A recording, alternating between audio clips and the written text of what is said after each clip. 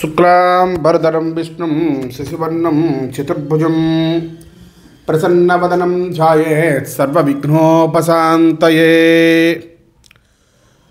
ఆనందరామాయణంలో సారకాండ అనే దాంట్లో సారకాండ అనేటువంటి కాండలోంచి 7వ సర్గ చివరి శ్లోకాల గురించి చెప్పుకొని 8వ భాగంలోకి వెళ్దాం. అంటే 8వ సర్గలోకి వెళ్దాం. ఇవాళ సీతారోదనాన్ని అంటే ఆ రామచంద్రమూర్తి సీతాదేవిని రావణుడు పట్టుకెళ్ళిపోయిన తర్వాత ఆ సీతారోదనం విని అంతటా కూడా అశుభాలు దుశ్శకనాలు అన్నీ కూడా చూసి రామచంద్రమూర్తి వేగముగా పంచవటికి వచ్చారు. వచ్చి సీతని గానక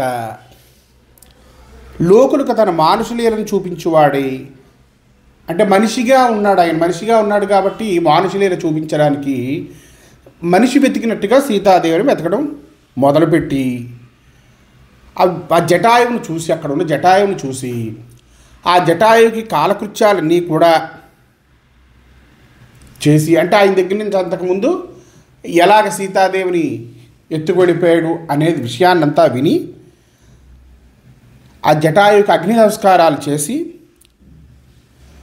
నవ్యమాంస బలి ఇచ్చి స్నానం చేశారు. అట్లే దక్షిణ మార్గముగా పోవచ్చు తాను మహాప్రభువైనా సరే పరమ మూఢుని వలె, అంటే భార్య ఎక్కడికైనా వెళ్ళిపోతే భార్యని సడన్గా కనపడకపోతే ఎలా అయితే మనిషి బాగా బాధపడి ఏడుస్తాడో అలాగ దర్భలతో కట్టిన భార్య ప్రతికృతిని, దర్భలతో ఒక భార్యని చిన్న బొమ్మను తయారు చేసుకొని అగ్నిహోత్రాదులన్నీ పక్కన పెట్టుకొని నెరవేరుస్తూ ఉండేవాడు మాట ఆయన. పార్వతీదేవి పరమేశ్వరునిచో శంకర, ఏ రాముణ్ణైతే నువ్వు సంతతము జపిస్తూ ఉంటావో ఆ శ్రీరామచంద్రమూర్తి నేడు స్త్రీ విరహముతే మూర్ఖుడు వలె భ్రమిస్తున్నాడు చూడు అంది. అందుకు శంకరుడు, దేవి సాక్షాత్తు నారాయణుడే శ్రీరాముడుగా అవతరించి ఉన్నాడు. సకల లోకాలకి కూడా స్త్రీ సంగమము మిక్కిలి చెడ్డది అదిమాట. నరులు సర్వ విధముల్లోనూ దీన్ని వదిలేయాలి. వదలకపోతే ఏమవుతుందంటే దానివల్ల కలిగేటువంటి దుష్ప్రమాణాలు కలుగుతాయి. కొన్ని స్త్రీ విషయం దుఃఖమిటిదని చెప్పలేంది. ఆ స్త్రీ వల్ల కలిగే దుఃఖాలు ఇంత అంతా కాదు, ఇది మిక్కిలి భ్రాంతి కారణము అని శిక్షించువాడై తాను పరమముడిని వలె వరమన విభ్రాంతిని పొందుతున్నాడు అని చెప్పితివి కదా. ఆ మాట విని నీవు పరీక్షించడానికి ప్రయత్నించింది. ఈ మాటలు విని పార్వతీదేవి శ్రీరామచంద్రమూర్తిని పరీక్షిద్దామని వెళ్ళింది. రామసన్నిధికి వెళ్ళి సీతారూపమును దాల్చి రాజీవాక్షుడకు, రామచంద్ర, జానకీయకు నన్ను చూచి నాతో ఇక్కడ క్రీడిస్తూ ఉండుము అని.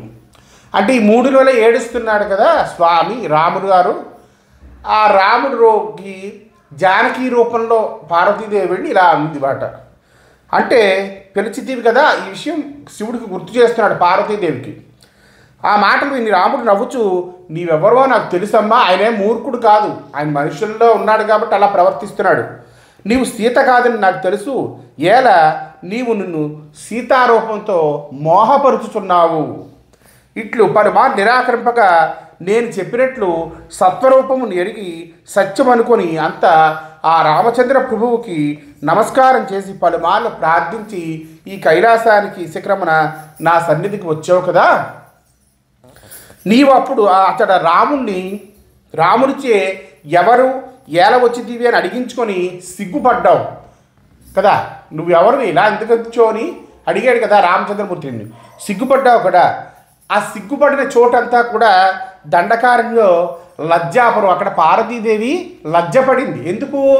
సీతాదేవి రూపంలో వెళ్ళి రామచంద్రమూర్తిని పరీక్షించితే ఆ రామచంద్ర ప్రభు వారు నువ్వెవరో నాకు తెలుసు అని చెప్పి పెడితే అంటే అప్పుడు సీతాదేవి లజ్జపడింది. అందుకని దానికి లజ్జాపురము అని పేరు. అలాగే తర్వాత ఆ పిదప రామలక్ష్మణుడు దక్షిణ దిక్కుకు వెళ్ళారు. స్వేచ్ఛారూపులకు అనేక మంది రాక్షసులు వీరిచే సంహరింపబడింది. ఎప్పుడు ఎలా పెడితే అలాగా క్రీడించి వినోదించి అడవుల్లో ఎవరు పడితే వాళ్ళని మృగాల్ని అదే మునుల్ని వీళ్ళందరినీ కూడా చంపి తిరిగి ఉండే రాక్షసులందరూ కూడా వీరిచే సంహరింపబడ్డారు. ఆ నడుమ దారిలో యోజన ప్రమాణముకు చేతులు కలిగిన కబంధుడు అనేవాడు రాక్షసునిచే రామలక్ష్మణులు అడ్డగింపబడ్డారు. తలలేని వారిని చూచి చేతులను తెగ్గొట్టాడు. తల లేదు, వాడి కడుపులో ఉంటుంది. అంత ఆ కబంధుడు దివ్య రూపాన్ని పొంది రాముడికి నమస్కారం చేసి, మునుపు గంధర్వరాజుకు నేను ఎవరి చేతను చావకుండా బ్రహ్మ నుండి వరాన్ని పొందాను. గర్భముతో వంటి మోముగల ఒక మునిని చూసి పరిహసించాను. అందుకనే మునుల్ని సాధు సజ్జల్ని చూసి ఎప్పుడూ మనం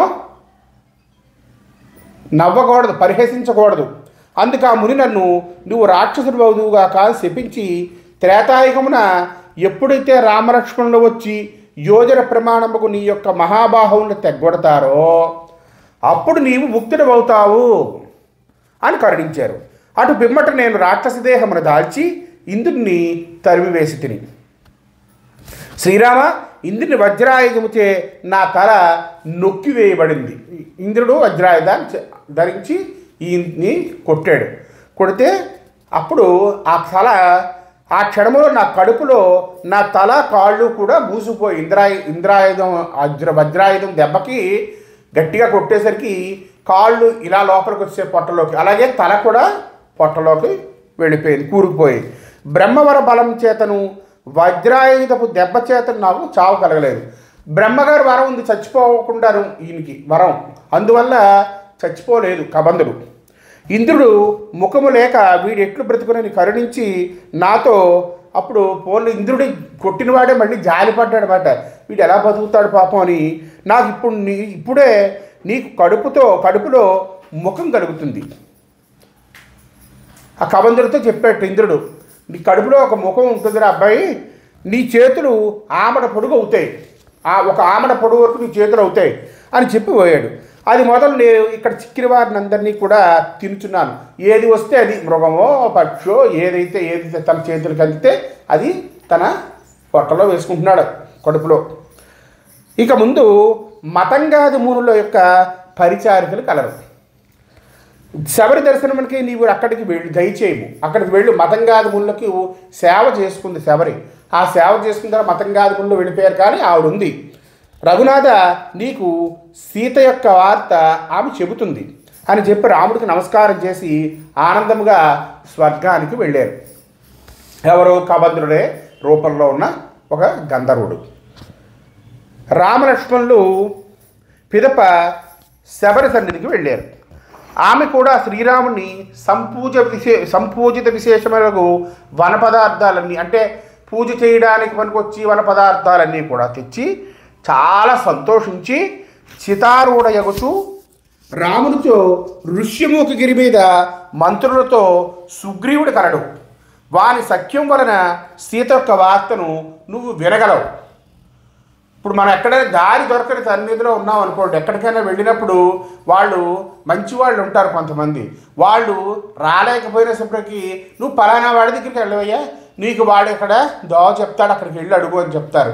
అలాగే ఈయన కూడా మతంగముని శిష్యురాలైనటువంటి శబరి గారు ఏం చేస్తారంటే ఋష్యమూక పర్వతం మీద మంత్రులతో సుగ్రీవుడు ఉన్నాడు, అక్కడికి వెళితే వాని సఖ్యము చేయి, స్నేహం చేయి, ఆయనతో చేస్తే నీకు సీత యొక్క వార్త వింటావు. ఇక్కడ నుండి ముందు పంపా సరోవరానికి వెళ్ళి అక్కడ నానా దివ్య ఫలాన్ని ముందు భక్షించి నీరు త్రాగి సుగ్రీవుని సన్నిధికి వెళ్ళు అని చెప్పింది ఆమె. అని చెప్పి రాముడికి నమస్కరించి అగ్ని ప్రవేశాన్ని చేసింది. అంత మహానుభావురాలు ఆవిడ.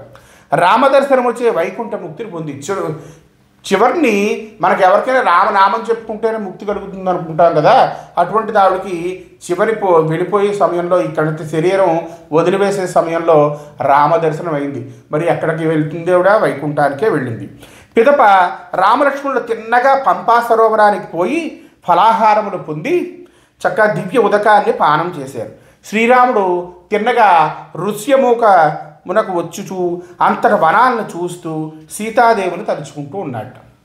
ఇదంతా చెప్పిన తర్వాత పార్వతి, నీకు నాచే ఇట్లు లక్ష్మణుడితో ఉన్న సీతారాముల అరణ్య చరిత్ర చెప్పబడింది అని శతకోటి ప్రవిస్తరమైనటువంటి రామకథలో శ్రీమద్ వాల్మీకి మహర్షితో రచింపబడిన ఆనంద రామాయణములోని సారకాండలో ఖరాది వర్ణ కథాది వధ వర్ణనమనే 7వ సర్గ ఇంతటితో ముగిసింది.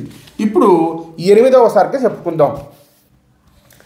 శ్రీ శివ ఉవాచ అధ రామో లక్ష్మణేన ఋష్యమూకాచరం ప్రతి యయో ద్రుతధనుర్భాణో నేత్రే సర్వత్ర చాలయం ఋష్యమూకే గిరే పార్శ్వే గచ్చంతౌ రామలక్ష్మణౌ సుగ్రీవేణ తతౌ దృష్టౌ ఋష్యమూకస్థితేనహి అని చెప్పి శ్రీరాముడు ధనుర్బాణాలు దాల్చి అంతా చూస్తూ లక్ష్మణుడితో ఋష్యమూక పర్వతం వైపు వెళ్తూ ఉన్నారు. ఇట్లా పోచున్న రామలక్ష్మణుడు గిరి మీద నుండి సుగ్రీవుడు చూశాడు. తన నలుగురు మంత్రుల్లో ఉన్నారు, వారితో ఆలోచన చేశాడు. ఆంజనేయునితో వీరిరువురు వాలిచే పంపబడి నన్ను చంపటకి ధనుర్ధారులై నరరూపులుగా వస్తున్నారు.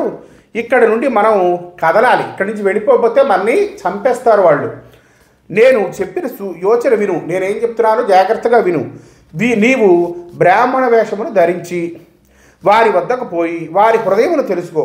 వారి లోపల ఎలాంటి వారు మంచివారా చెడ్డవారా, వారు ఏ పని మీద ఎటువైపు వెళ్తున్నారు, ఈ విషయాలన్నీ తెలుసుకో.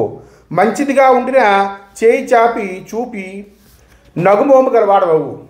నువ్వేంటి మనసైగ మాట, నువ్వు వాళ్ళు మంచివాళ్ళు, పర్వాలేదు మనకు భయం లేదు అనుకుంటే చక్కగా చేయి చూపించి నవ్వుతూ ఉండు అని చెప్పి హనుమంతుడికి పంపాడు. ఒకవేళ అలా చేయలేదనుకోండి హనుమంతుడు, వీరు మంచివారు కాదు, నువ్వు ఎక్కడికైనా వెళ్ళిపో అని చెప్పడం మాట అర్థం. అట్లేని వాయుస్తుడు బ్రాహ్మణ రూపమును ధరించి వచ్చి రామునికి నమస్కరించి నరశ్రేష్ఠులారా మీరెవరు అని అడిగారు. అప్పుడు లక్ష్మణుడు అతనికి తమ వృత్తాంతాన్నంతా కూడా చక్కగా చెప్పి శ్రీరాముడు శబరవాక్యముచే మీ సుగ్రీవుని తోడ సఖ్యము చేయటకే వచ్చి ఉన్నాడు అని చెప్పారు.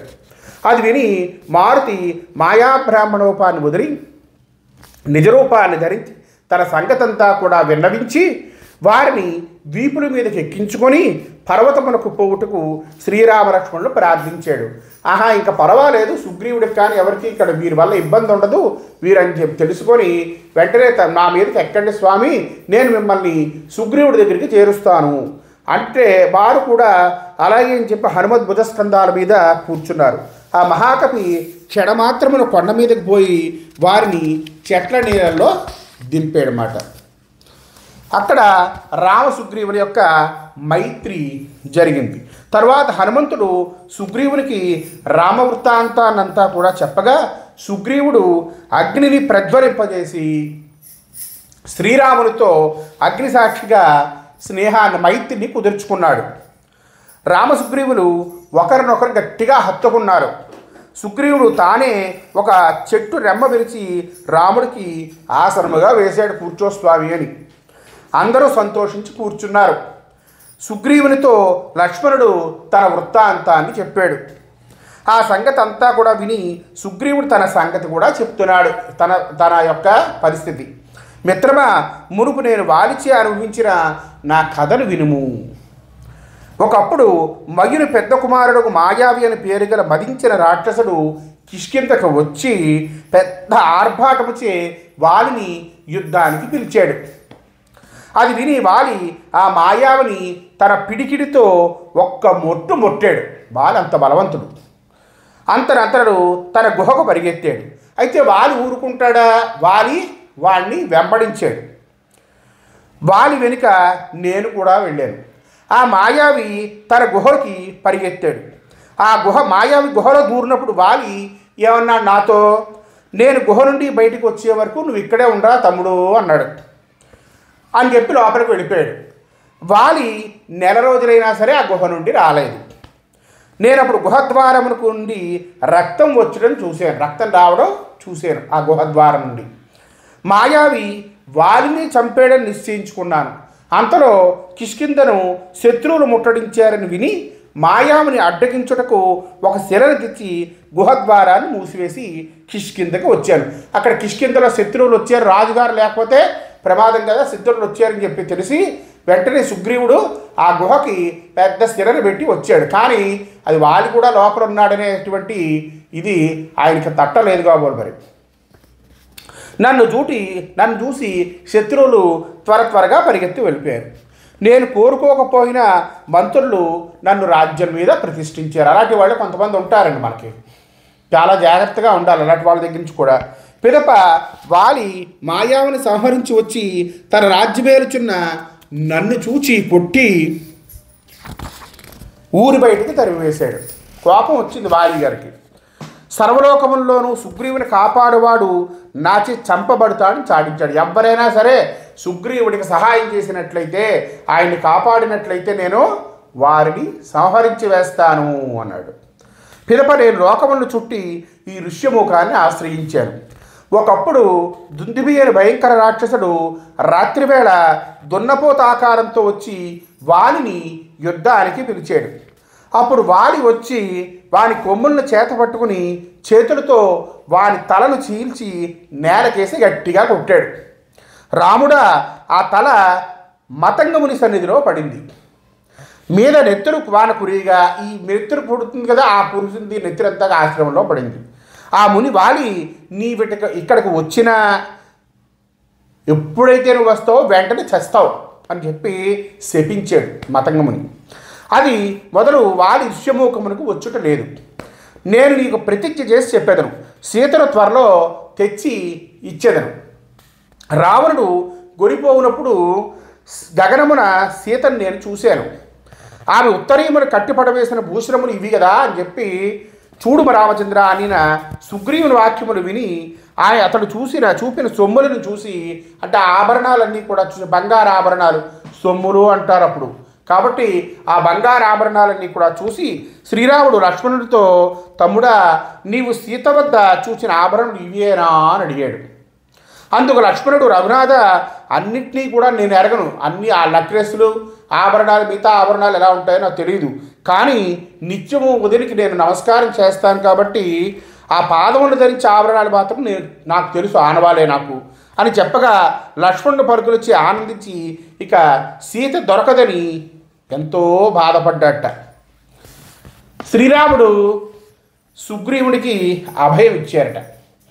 పిదప సుగ్రీవుడు దుందుబి సంగతి చెప్పగా అతని నమ్మకమునకై శ్రీరాముడు కాలి బొటన వేలు ఉంటుంది కదా, ఆ బొటన వేలిచే ఆ దుందుబి కళేబరాన్ని 10 యోజనముల దూరము చిమ్మేట. మరియు చక్రాకారంగా సర్పాంశైన 7 తాటి చెట్లు ఉన్నాయట అక్కడ. ఆ తాటి చెట్లను చూపగా శ్రీరాముడు చక్రాకారం అంటే చుట్టూ రౌండ్గా ఉండడం అన్నమాట, మన సర్కిల్లా ఉండడం. ఆ 7 తాటి చెట్లను చూసి తన కాలి బొటన వెలిచే లక్ష్మణుని పాదమును రుద్దిన మాత్రమున సర్పాకారం అంటే లక్ష్మణుడు కూడా శేషసాయి కదా, ఆయన శేషసాయి అవతారం కదా, కాబట్టి లక్ష్మణుని పాదాలు అలా రుద్దేసరికి లక్ష్మణుని బుద్ధి మాత్రం శేషాంశముకు ఆ సర్పమును చక్కబరిచి, అంటే చుట్టూ ఉంది కదా దాన్ని తిన్నగా చేసాడు మాట. ఈ విధంగా రామచంద్రమూర్తి సుగ్రీవునికి నమ్మకం కలిగించడకై ఆ తాళవృక్షాలని ఒకే బాణంతో నేల కూల్చాడు. ఒక బాణంతో 7 వృక్షాలని నేల కూల్చాడు. ఒకప్పుడు గుహలో తాటి వృక్ష ఫలములు స్థాపింపబడినవి కదా, వాటిని నేను తీసుకుని రాగా వాలి సర్పమును చూచి నీ యందు వృక్షములు కూడా పుట్టుగాక అని శపించేట. సర్పము కూడా ఎవడు వాటిని ఖండించినో వాడు తప్పకుండా చంపుతాడు అని ప్రతిశాపం ఇచ్చిందట.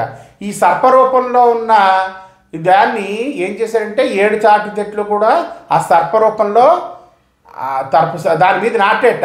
ఒక సర్పం, పెద్ద సర్పం వస్తే వాళ్ళ దగ్గరికి ఆ సర్పాన్ని చుట్టూ పెట్టి ఆ చుట్టూ మీద 7 తాటి చెట్లు నాటేట. ఆ తాటి చెట్లు నాటినప్పుడు సర్పాన్ని పట్టుకొని నీ మీద తాటి చెట్లు పొలుస్తాయి అని శపించేట ఆ సర్పంని. ఆ సర్పం కూడా ఏం శపించిందట, ఎవడైతే ఈ తాటి చెట్లు నరుకుతాడో వాడే నిన్ను సంహరిస్తాడు అని ఆ సర్పం కూడా ప్రతిశాపం ఇచ్చిందట. ఎన్నో తెలియని విషయాలు ఉంటాయండి మనకి అని ప్రతిశాపం ఇచ్చింది. కనుక సుగ్రీవుడు శ్రీరామునికి నమ్మకం కలిగింది. అది మాట. చక్రాకారంగా ఉండడానికి తాటి చెట్లు కారణం ఏంటంటే గాలిగారు అలా నాటించారు వాటి మీద, ఆ సర్పం మీద. ఆ సర్పం కూడా శాపం ప్రతిశాపం ఇచ్చుకున్నాయి. అంటే ఆ శేషాంశంని అంటే లక్ష్మణుని నిమిరి ఆ సర్పాన్ని తిన్నపరిచాడు. ఆయన తిన్నపరిచి కొట్టాడు.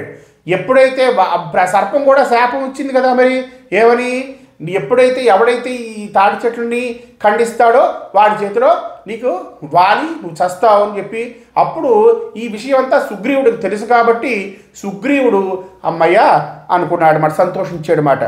పిమ్మట సుగ్రీవుడు రామునితో మిత్రమా, మునుపు శివుని గూర్చి తపస్సు చేసి కశ్యప బ్రహ్మ సంపాదించిన శత్రుబల విధ్వంసియగు మాలికను తన పుత్రుడకు దేవేంద్రునికి ఇచ్చాడు.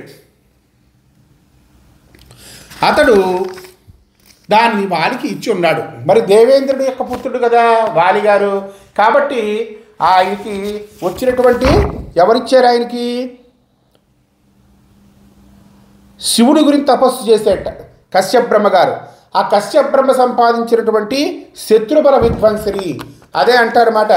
వాలి గారి ఎదురుగుండా వెళ్ళి యుద్ధం చేస్తే వారి యొక్క బలాన్ని సగం బలం వాలి గారికి వచ్చేస్తుంది అని అంటారు కదా, అది దానికి కారణం అన్నమాట. మనకి రామాయణంలో కనబడదు, ఇందులో వివరంగా చెప్పబడింది.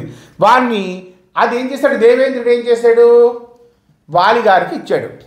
వాలి దాన్ని ధరించి వచ్చినచో ఎట్టి బానికైనా చూచినంతలో బలం తరిగిపోతుంది. వాలి అది వేసుకొని ఇలా చూడగానే ఎదుటివాడు ఎంత బలవంతుడైనా సరే ఆ బలం తరిగిపోతుంది. నీవు దుర్బలుడు అవుతావేమో, ఎందుకంటే ఆ ఆహారాన్ని ధరించి వస్తాడు వాలి అని తగిన యుక్తిని యోచింపుము, పిమ్మట మనకు జయమవుతుందని చెప్పేట.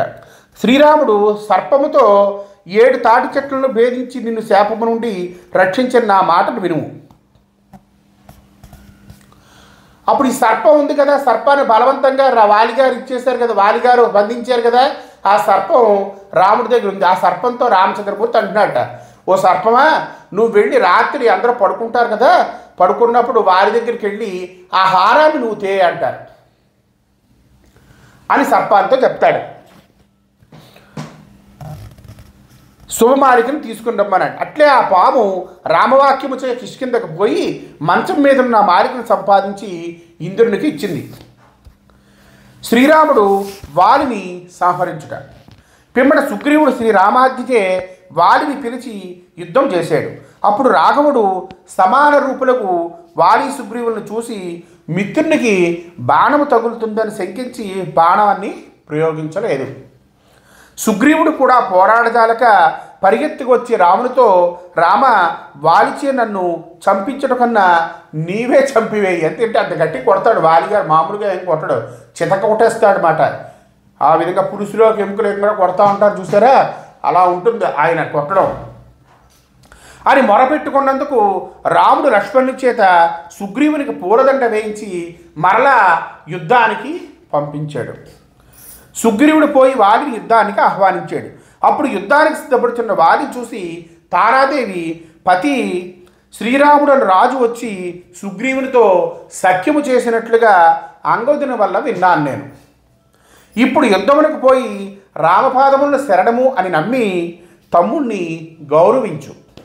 సుగ్రీవునికే యువరాజు పట్టాభిషేకము వరరింపు, యువరాజుగా చేయి సుగ్రీవుణ్ణి, నా మాటను ఆలకించుము అని వేడుకున్నది. అందుకు వాలి, తార, శ్రీరాముడు మానవ రూపమెత్తిన నారాయణుడు అని నాకు తెలుసు, అతని చేత నాకు మరణం కలదు, ఆ విషయం కూడా నాకు తెలుసు.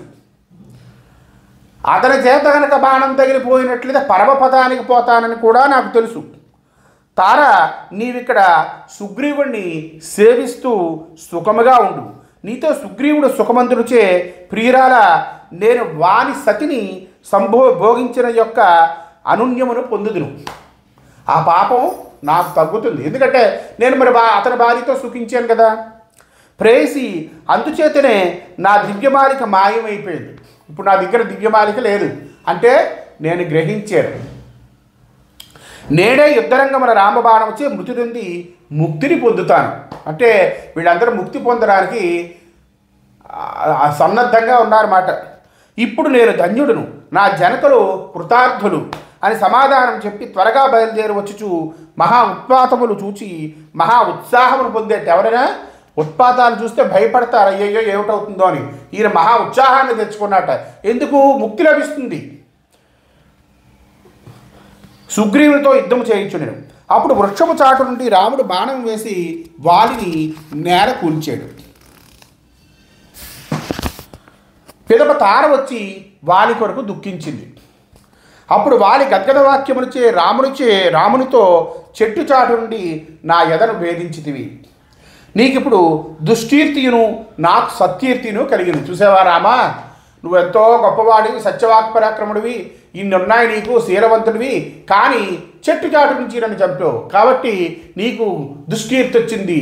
చెట్టు చాటు నుంచి చంపబడ్డాను, నాకు సత్కీర్తి వచ్చింది. ఏల నన్ను చంపితివి, నేను నీకు ఏమిటి అపకారం చేశాను అనగా, అందుకు రాముడు నీవు తమ్ముని భార్యను స్వీకరించి ఆ తమ్ముణ్ణే చంపాలని చూసావు. నీ దుర్వృత్తిని గమనించి నిన్ను చంపితిని. కపిరాజా, నీ వెట్లు రొమ్మును భోగించిదివో అట్లే సుగ్రీవుడు నా అజ్ఞతే తారతో రతినంది ఆనందించుగాక. అయినను దురాచారుడవైన నీవు నాచే చంపబడినవి. ఈ కార్యమును అనుసరించి ద్వాపరాంతములో ప్రభాసమున నీవు బోయవాడువై బాణముతో నా కాలును భేదింపము. తప్పు తప్పేనండి. కాబట్టి దానికి పరిష్కారం కూడా చెప్పారు రామచంద్ర ప్రభు. ఈ కారణముచే నాచే నీకు మరణం వచ్చినది, జన్మాంతరము నీకు ముక్తి కాగలదు. అంటే ఇంకా జన్మ ఉంది వాలి గారికి అని వరం ఇచ్చాడు. మరలా వాలి, శ్రీరామ, నీవు మొదటి నీ అభిప్రాయమును తెలిపి నీ వృత్తాంతమును చెప్పి ఉండిన క్షణకాలములో రావణు నుండి నేను సీతను తెచ్చి ఉందును. పోని ఇప్పుడు అంగదిని కాపాడమని ప్రార్థిస్తున్నాను అని ప్రార్థించి పాపం ప్రాణాలు వదిలేశారు. శ్రీరాముడు సుగ్రీవుణ్ణి రాజుగా చేసేట. అప్పుడు శ్రీరాముడు అంగదనిచే వాలికి ఉత్తర క్రియలన్నీ కూడా జరిపించారు.